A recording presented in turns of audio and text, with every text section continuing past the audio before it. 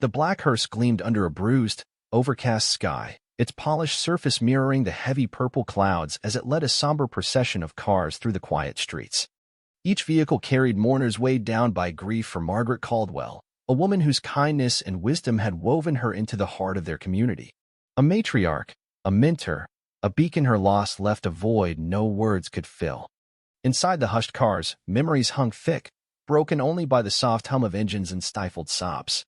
The procession approached the wrought-iron gates of Serenity Pines Estates, the exclusive enclave where Margaret had spent her final years and where, by her dying wish, she would be buried in the historic cemetery nestled within its manicured grounds. This cemetery, older than the estate by a century, had once welcomed all. But today, with a jolt that felt like a betrayal, the line of grieving cars shuddered to a halt not for a light or a passerby, but for a figure in a crisp, militaristic uniform stepping from the gatehouse, palm raised in a commanding stop. Karen Voss, Serenity Pines HOA security chief, badge glinting like a challenge, strode toward the lead limousine with a swagger that screamed authority. If you've ever faced a wall of indifference at your lowest moment, you know this sting. If not, stay because this day, is about to ignite a firestorm. In the limousine sat Margaret's daughter, Ellen Ramsey, her face pale, eyes swollen from tears, flanked by her sons, Nathan and Lucas, their expressions carved with stoic sorrow. Karen's approach was cold, her face as unyielding as the granite gatehouse. "Welcome to Serenity Pines Estates," she said, her voice sharp and metallic, devoid of warmth. "There's a mandatory $20 entry fee per non-resident vehicle. Have exact payment ready." The words landed like a slap. Ellen gasped, a sound of raw disbelief. "A fee? This is my mother's funeral procession.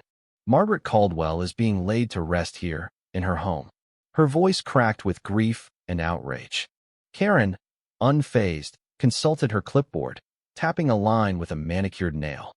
"Caldwell, Margaret, Lot 4B, 12, deceased. Interment scheduled today." "But," she continued, her tone flat, "HOA Bylaw 7, subsection C, paragraph 4, mandates a non-waivable access fee for all non-resident vehicles. No exceptions, including funerals." Nathan, Ellen's eldest, leaned forward, his face drained of color but burning with anger. "These are mourners' family, friends who traveled hundreds of miles to honor a woman they loved. You can't do this." Karen didn't blink. "If they're not dues-paying residents or pre-approved with fees covered, they pay. These funds maintain our roads, security, and exclusivity. You can collect from your guests," she said, the word dripping with disdain, "or they can turn back." The audacity, the sheer cruelty, silenced everyone within earshot. Cars stretched down the road, a testament to shared loss, now trapped by a bureaucratic demand that felt like desecration. Further back, in a modest sedan, sat Daniel Harper, Margaret's godson, his heart already heavy with the loss of the woman who'd raised him after his mother's death. Margaret had been his rock, her wisdom shaping him into the man he was, a deputy sheriff, respected for his fairness and unyielding moral compass. He'd come in a civilian suit, wanting to grieve quietly, but Karen's actions lit a fuse in him.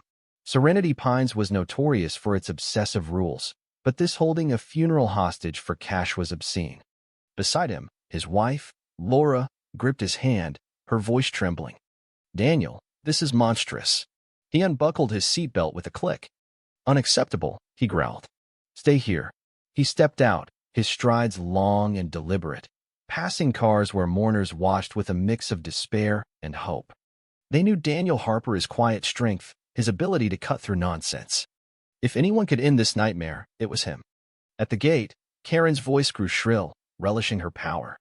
"If payment isn't provided promptly, I'll have this unauthorized assembly dispersed. You're obstructing a private roadway, a citable offense." Daniel overheard Ellen's choked plea for decency, saw Nathan's clenched fists, and caught Karen's unyielding stare. Her eyes flickered with something beyond duty, Alice, perhaps. Years ago, Margaret had mentioned a Karen Voss, a bank clerk fired under her watch for irregularities and a sour attitude. Was this the same woman, now savoring revenge by tormenting Margaret's family? The thought chilled him, adding venom to the scene. "Ms. Voss," Daniel said, his voice calm but edged with steel. She turned, sizing up his suit, dismissing him as another complainer. "And you are?" "Daniel Harper, Margaret Caldwell's godson." Open this gate and let this procession pass without further distress. Karen smirked, mocking his ignorance of the posted fee structure. Serenity Pines' policy is clear: $20 per vehicle, no exceptions. It's in the charter. Review it at the HOA office. Daniel's patience frayed. There are moments when compassion must outweigh bylaws. This is a funeral. Your demands are cruel. Karen snapped back, her face flushing. I'm ensuring Serenity Pines' financial integrity. If your family had prearranged guest passes, this unfortunate situation wouldn't exist. The blame stung, a calculated insult. Daniel's eyes turned icy. The only situation here is the one you're creating. You're obstructing a lawful funeral, causing a public disturbance, and showing a pathological lack of respect. Karen shrieked, I'm doing my job. Challenge me further, and I'll have you cited for trespassing. Her threat was the final straw. Daniel's voice dropped to a dangerous rumble. You're right about one thing, MS. Voss, you're doing your job as you see it. Now, I must do mine. He returned to his car, opened the trunk, and pulled out his deputy sheriff uniform. As he donned the dark blue jacket, badge gleaming, he transformed from grieving godson to Deputy Sheriff Harper, a figure of undeniable authority. Mourners gasped. The hearse driver nodded approval. Karen's arrogance dissolved into panic as Daniel strode back, his presence commanding. MS. Voss, he said, his voice now official, your actions may violate state laws, including obstruction of a funeral procession and possible extortion. This road's privatization is questionable, and I'll ensure it's scrutinized. Karen stammered, I'm following HOA policy, Mr. Vernon, the president, demands enforcement. Daniel cut her off. HOA policy doesn't trump state law or decency. You've had every chance to correct this. You threatened me instead. He keyed his radio. Dispatch, Deputy Sheriff Harper, Serenity Pines Gate, Route 7 East.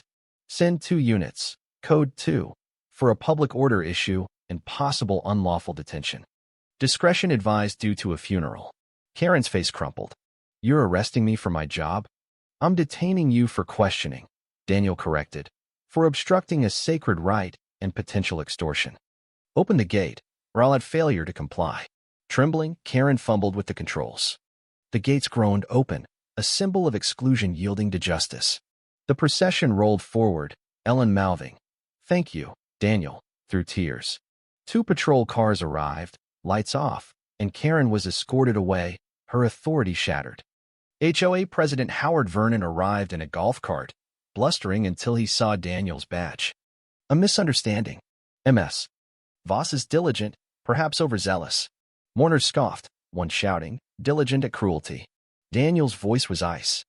Your employee traumatized a family and disgraced Serenity Pines. This policy, this gate, is an abomination. Things will change, Mr. Vernon. The funeral proceeded in the sun-dappled cemetery, but the gate's shadow lingered. Margaret was laid to rest, her grace eternal, yet the day was scarred. Media seized the story. HOA tyrant halts funeral for fees, arrested by deputy sheriff. Serenity Pines became a byword for heartlessness. Karen faced charges for obstructing a funeral and disorderly conduct, her career ruined. Vernon's apologies couldn't stem the outrage. His presidency crumbled. Daniel's investigation revealed a darker truth. Vernon and the HOA planned to sell part of the cemetery for a retail complex, using Karen's restrictions to devalue its public role. The road, once public, had been privatized through shady deals. Daniel rallied historians, veterans, and citizens, arguing the HOA's overreach violated public trust. After legal battles, the HOA ceded the road. The gatehouse was razed, replaced by Margaret Caldwell Memorial Boulevard, a public path to the cemetery. Vernon faced probes. Karen was sentenced to maintain public cemeteries. A new HOA board prioritized transparency, funding cemetery preservation. A year later, Daniel walked the boulevard, trees planted in Margaret's name whispering her legacy. Families visited freely. Children biked past where gates once stood. The scar of that day healed into a monument to compassion, proving no rule, no greed, could block the human spirit. Margaret, Daniel thought, would have smiled.